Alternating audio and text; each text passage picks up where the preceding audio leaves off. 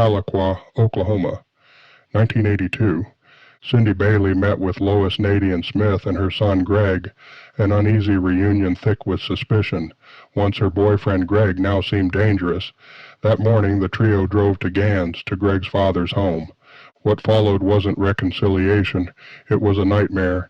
Cindy was forced to plead for her life. Hours later, she was dead, shot multiple times.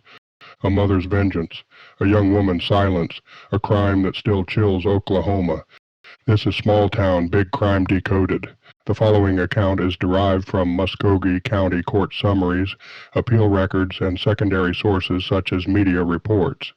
Additional information comes from an unidentified source who lived next to the Smith family at the time of the events. Some details have been surmised and pieced together to provide a coherent account of what occurred. Lois and Greg Smith lived in a house on Brewer Avenue in Tahlequah, Oklahoma. According to court summaries, they picked up Cindy Baillee in the early morning hours of July 4, 1982. The record notes that Cindy was Greg's ex-girlfriend, but it doesn't explain how they met. Greg was 18 and Cindy was 20, so school sweethearts are unlikely. If we surmise a bit, Greg's home sat across from a motel, and Cindy was staying in a motel at the time. Connecting those dots, it's reasonable to think they met somewhere in that neighborhood. Lois Nadine Smith was known by the people who knew her as Mean Nadine. She had a rough, wild reputation, and she fiercely protected her son. Born Lois Nadine Dodd in 1940, she married young to Jim Smith, a man known for his violent temper. He was reportedly a mean and abusive alcoholic.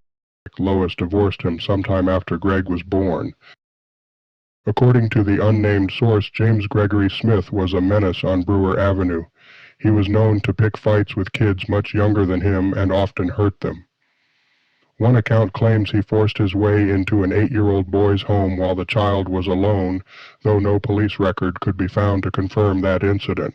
What is confirmed is that by the time of these events, Greg was already well known to local law enforcement. The final name in this case is Teresa Baker. Court records and appeal documents confirm she was present for the entire incident, listed not just as a witness but as a participant. Her connection to the Smith family isn't documented, but in one appeal, Lois Nadine Smith claimed that Teresa Baker fired the fatal shots, motivated by jealousy over Greg. That detail suggests Teresa was Greg's current girlfriend. Otherwise, the claim wouldn't make sense. Greg had a brief romantic relationship with Cindy Baillee. It ended suddenly and bitterly.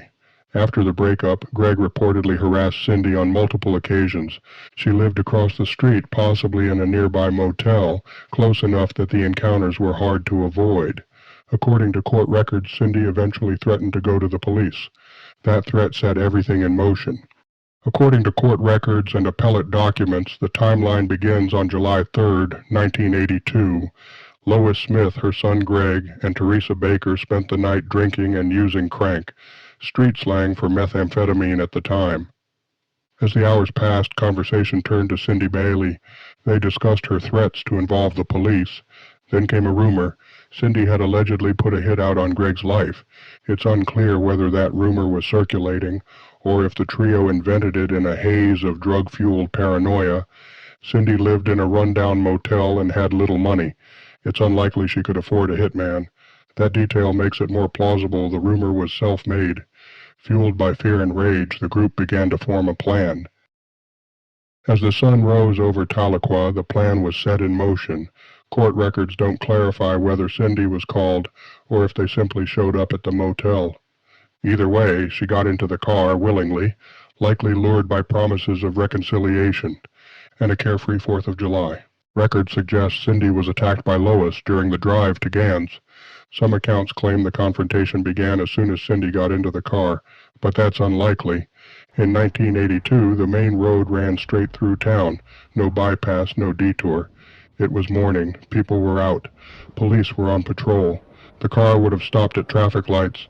Any visible struggle in the back seat could have ended everything right there. They followed Choctaw Street until it intersected with College Avenue at a stoplight. There they turned left and continued through town, eventually reaching U.S. Highway 62, where they made a right. In 1982, this was the heart of Tahlequah. Northeastern State University stood nearby. Mom-and-pop shops lined the sidewalks. A movie theater sat along the route. The mood up to this point was likely light, cheerful even, just enough to keep the plan hidden. As the car left Tahlequah, the landscape changed quickly. Urban streets gave way to rural stretches.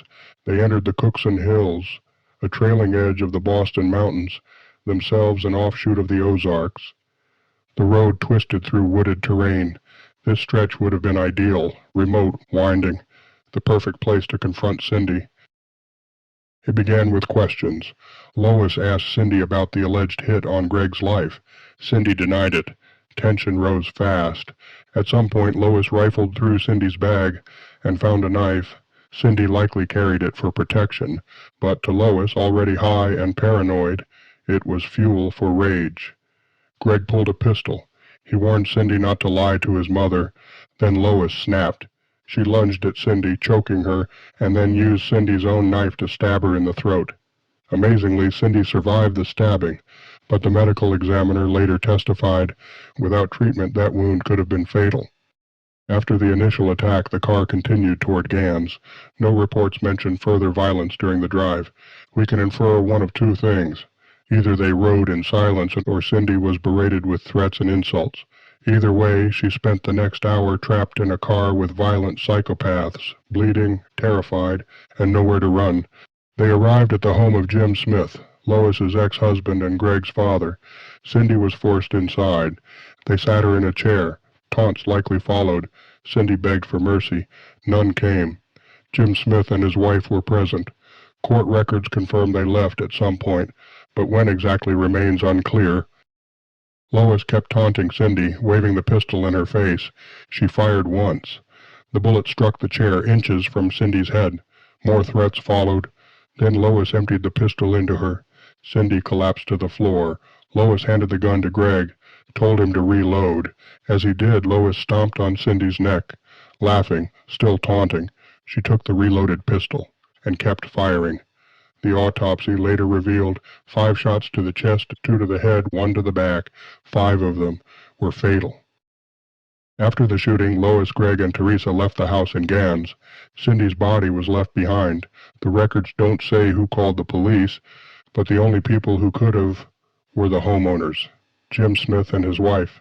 There's no official confirmation, but the most likely scenario is this: Jim or his wife made the call, and that call set the investigation in motion, leading to the arrest of both Lois and Greg later that same day. After their arrest, the case against Lois Nadine Smith and her son Greg moved quickly through the courts. Lois's trial began on December 6, 1982, in Sequoyah County District Court. The evidence against her was overwhelming. Multiple witnesses, the circumstances of the murder, and the autopsy showing Cindy Baillee had been shot 8 times, 5 of which were fatal. The jury found Lois guilty of murder, and on December 29, 1982, she was sentenced to death. Greg's trial followed later. He was convicted of murder and sentenced to life in prison on June 21, 1983. Teresa Baker was never charged. This wasn't just a crime, it was a descent. If you want more stories that peel back the mask, subscribe, share, and stay alert, because the next one might already be in motion.